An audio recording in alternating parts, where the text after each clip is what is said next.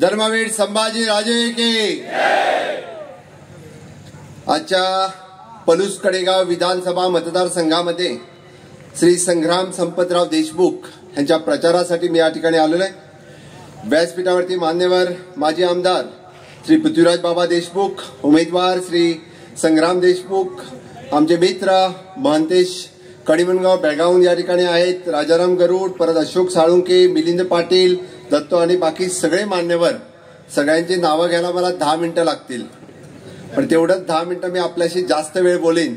वरती बसलेल्याने मी वाईट म्हणून घेऊ नये, पण खालती बसलेल्या माझ्या सगळ्या कार्यकर्ता भाव आणि बहिणांनो, तुम्हाला सगळ्यात अगोदर नमस्कार।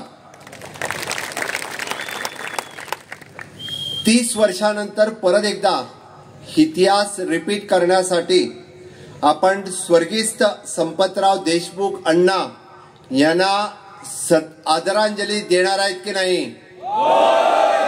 यांना श्रद्धांजली देणार आहे की नाही? आपल्याला इतिहास रिपीट करायचा आहे की नाही? करायचा असेल तर दोन्ही हात उचला माझ्या बरोबर।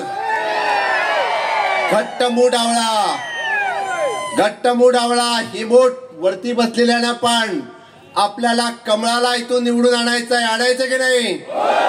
आणायचं असेल तर माझ्या बरोबर भारत माता की, भारत माता की, वंदे नरेंद्र मोदी जी अब आगे बढ़ो, नरेंद्र मोदी जी अब आगे बढ़ो। भारतीय जनता पार्टीचा, महायुतीचा खूप खूप धन्यवाद। यस संग्रामजी, आपला पण विजय असू दे।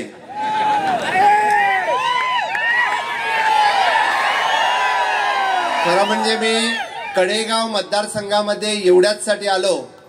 मला 2 दिवसाच्या अगोदर देवेंद्रजींचा फोन आला।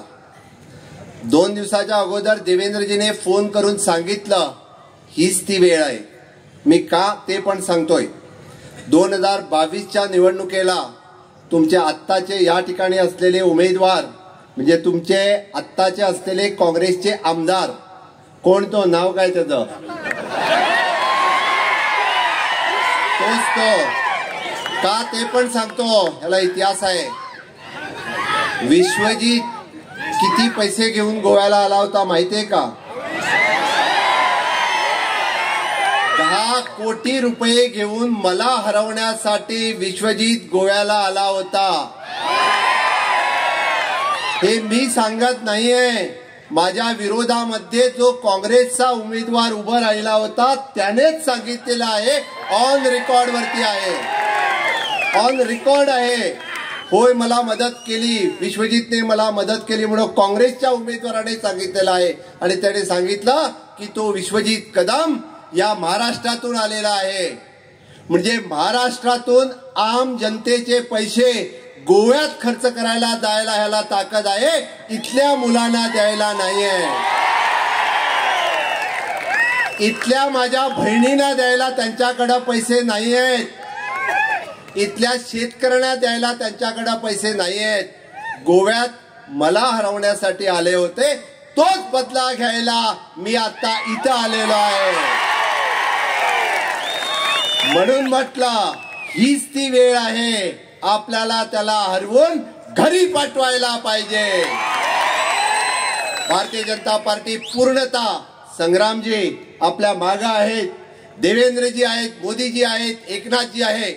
म्हणून तर या ठिकाणी जे तमाम युवा शक्ती जी या ठिकाणी आहे, आपल्या इच्छा आकांक्षा, मला माहित आहे की इथल्या एखाद्या मुलाला नोकरी पाहिजे तर पुण्या मुंबईला जावं लागतं आहे, पण इथला मुलगा जो आहे याने इथंच व्यवसाय सुरू करावा ही आपली इच्छा आहे। म्हणून इथली आयडीसी समृद्ध व्हायला पाहिजे, आपला इथला शेतकरी हा समृद्ध व्हायला पाहिजे। खरोखर तसा बघितलं तर 30 वर्षाने हा इतिहास आपण परत रिपीट करणार आहोत।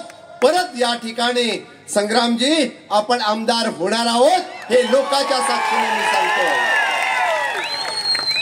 येत्या 23 तारखेला मला परत बोलवणार की नाही? बोलवणार की नाही? बोलवणार असेल तर माझ्या बरोबर भारतीय जनता पार्टीचा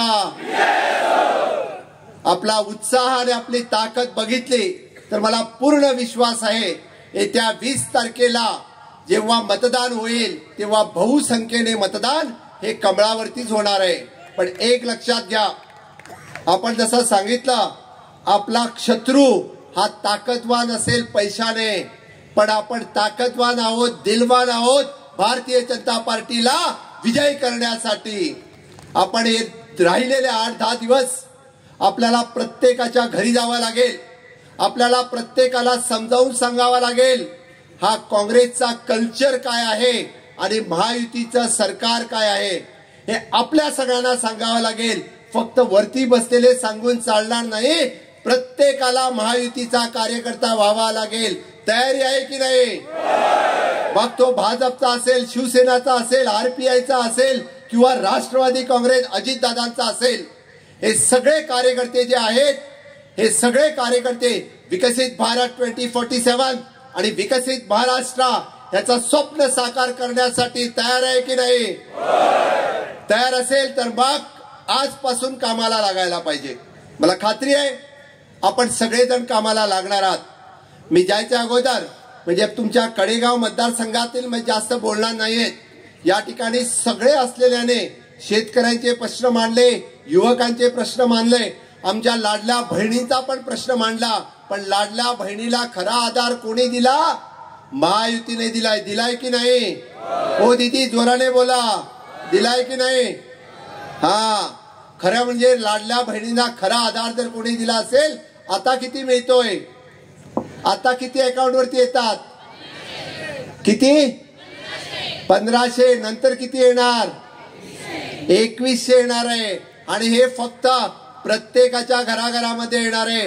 लाडल्या भावाला पण योजना मिळणार आहे. पृथ्वीराज बाबा मिळणार की नाही? मग आपण गप्प का?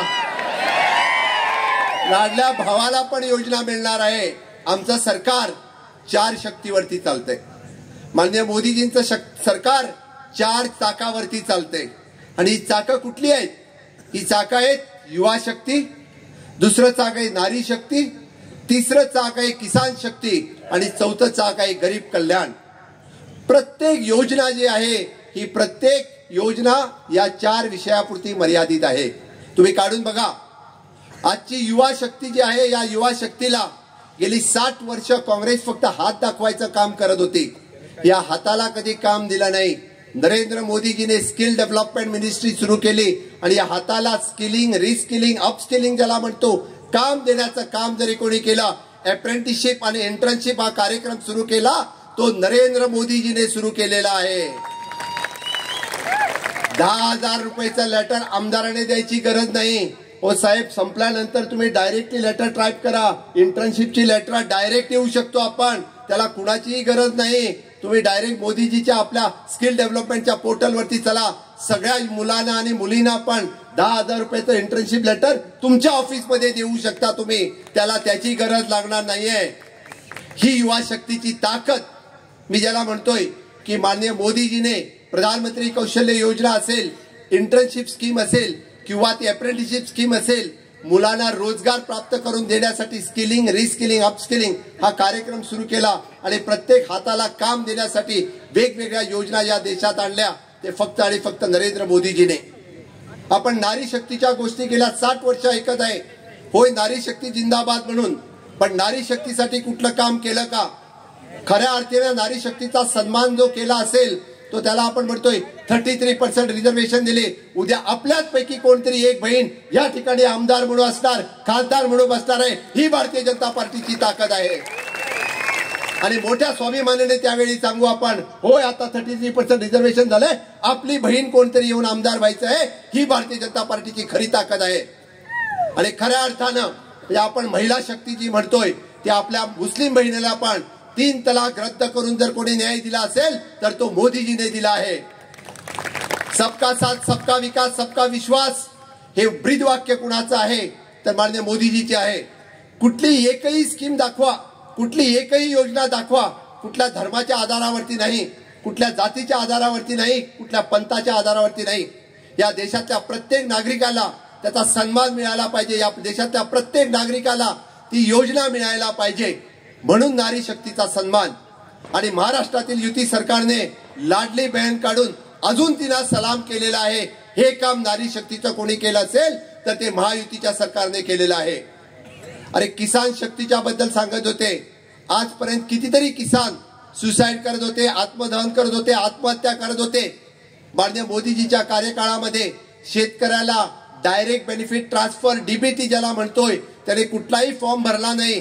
6,000 रुपये त्याच्या अकाउंटवरती गेले. महायुतीच्या सरकारने अजून 6,000 रुपये त्याच्या अकाउंटवरती घातले की नाही? आता पुढचं सरकार आल्यानंतर 15,000 रुपये त्याच्या अकाउंटवरती घालायचं काम कोण करणार आहे? तर महायुतीचं सरकार करणार आहे. कधीही काँग्रेसच्या सरकारने एकही पैसा दिला नाही. एवढ्यावरती थांबले नाही सरकार. अरे मोदीजीचं सरकार पीएम किसान कार्ड क्रेडिट कार्ड दिलं, पीएम सॉइल हेल्थ कार्ड दिलं आणि त्यानंतर किसान क्रेडिट कार्ड वरती आज शेतकऱ्याला जमीन गहाण ठेवावी लागत नाही. त्याच्या किसान क्रेडिट कार्ड वरती 1 लाख रुपये त्याला 4% रेट ऑफ इंटरेस्टने दूधवाल्याला मिळतात, मछुआराला मिळतात, शेतकऱ्याला मिळतात. हे काम जर कोणी केलं असेल तर ते माननीय मोदीजीने केलेलं आहे. हा शेतकऱ्याचा सन्मान आहे. ही खरी किसान शक्ती आहे.